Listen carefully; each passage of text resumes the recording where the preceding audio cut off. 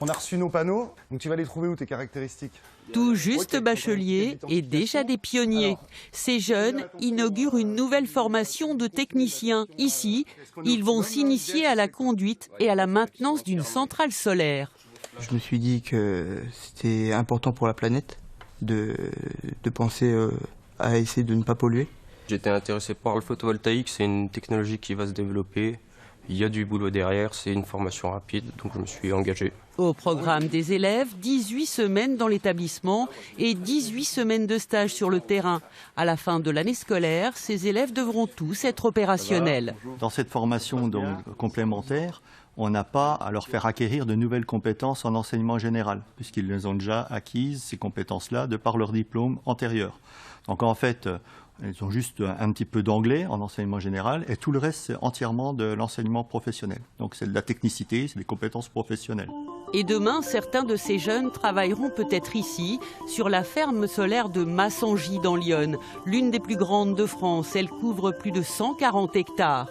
L'électricité produite chaque année sur ce site correspond à la consommation d'une ville de 26 000 habitants. Et sous le soleil de septembre, la centrale tourne à plein régime. Nous avons des températures qui sont pas si élevées que ça. Nous avons un très beau soleil, très peu de nuages et en plus un petit vent frais qui fait que les panneaux ne chauffent pas trop. Donc effectivement, c'est une journée parfaite.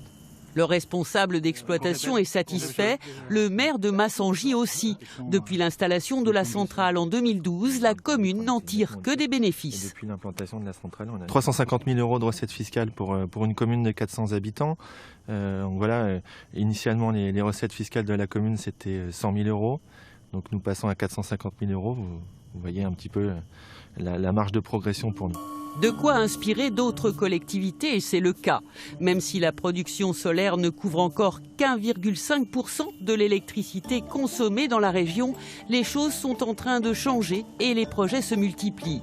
La puissance installée a même fait un bond de 22% en 2018. C'était le record hexagonal. Pour le groupe EDF que je représente, en termes de développement photovoltaïque, la région Bourgogne-Franche-Comté va être la 4e région de France. Alors on dit parfois que dans nos terres, le soleil ne brille pas. Manifestement, si c'est le cas.